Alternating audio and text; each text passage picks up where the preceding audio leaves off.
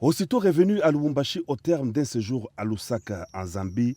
le président de la République Félix-Antoine Tshisekedi Tshilombo s'est rendu à Pullman Caravia, où il a présidé la cérémonie de clôture de la conférence interprovinciale Grand Katanga-Grand Kasaï sur la cohabitation pacifique entre les deux communautés. Au chapiteau érigé au sein des installations de l'hôtel, le chef de l'État a rejoint en compagnie de son épouse, la première dame Denise Nyakeru Tshisekedi, l'assistance composée de tous les participants à la table ronde interprovinciale, en l'occurrence les gouverneurs de 9 provinces du Grand Katanga et du Grand Kasaï, le Haut-Katanga, le Lualaba, le Tanganyika, le Haut-Lomami, le Kasaï central, le Kasaï oriental, le Kasaï, le Sankuru et l'Omami. Les chefs traditionnels, les acteurs politiques et les représentants des associations socio-culturelles des deux espaces katangais et kassaïens. Le Premier ministre Sama Lukonde et les membres du gouvernement qui avaient assisté à l'ouverture de ces assises étaient aussi parmi l'assistance. Le président de la République a, dans son discours de clôture des travaux, stigmatisé les tensions tendant à fragiliser la cohésion nationale, d'où la tenue de cette conférence interprovinciale visant l'unité nationale et la cohabitation pacifique entre les deux communautés du Grand Kasaï et du Grand Katanga. Mon intervention ce jour vient ici plaider pour l'humanisme et la tolérance qui ont, de manière légendaire, caractérisé l'homme congolais.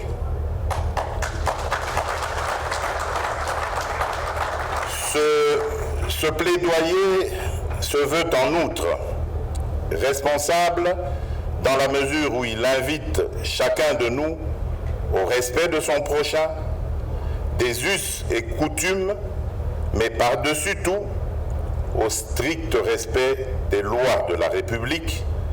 et à la non-perturbation de l'ordre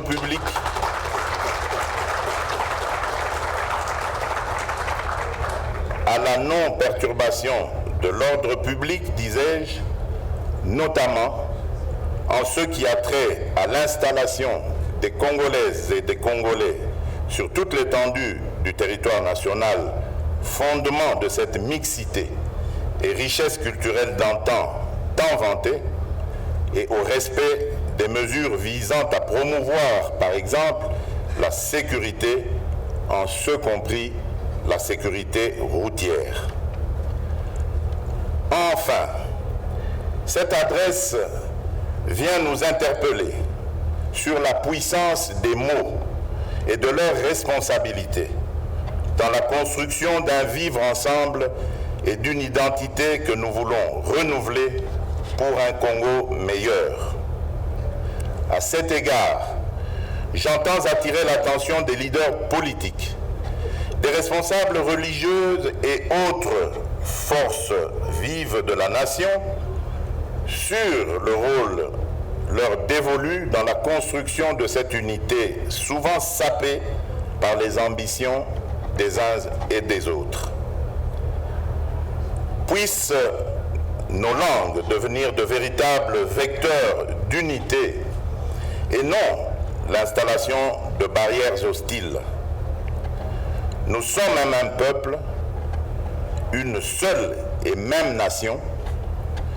une nation qui continue de faire l'objet de menaces sur son intégrité et son patrimoine national, mais une nation que nous avons le devoir et la mission de protéger pour assurer un meilleur avenir aux générations futures. Préservons notre unité, notre solidarité et notre intégrité nationale. Le gouverneur du Haut-Katanga, Jacques Yaboula, a rendu un vibrant hommage au président de la République garant de l'unité et la cohésion nationale, initiateur de la conférence interprovinciale qui a permis aux frères et sœurs de se parler, d'aplanir les différends pour ne cultiver que la paix et le vouloir vivre ensemble. Madame Jeannette Longa Moussouamba, gouverneure intérimaire du Kasaï oriental, a relevé les causes des tensions intercommunautaires, notamment l'exode rural, les écarts de langage, le trafic d'influence, le non-respect des autorités et du code de la route par les motocyclistes pour les uns et les rejets et la discrimination pratiquée par les autres. La conférence, a-t-elle indiqué, a notamment recommandé de mettre un terme au déplacement massif des populations, la duplication des centres d'attraction économique, la création des entreprises favorisant les emplois, la mise en place d'un cadre permanent de concertation, le financement de la construction des infrastructures routières, ferroviaires, universitaires, le respect de la loi. Prononçant le mot des participants à la conférence interprovinciale, Grand Katanga, Grand Kassai, Madame Koulou Nemba, présidente de l'Assemblée provinciale du Tanganyika, a, au nom des participants, exprimé toute la gratitude au président de la République pour son initiative de la tenue d'une conférence interprovinciale, une première en République démocratique du Congo, a-t-elle souligné.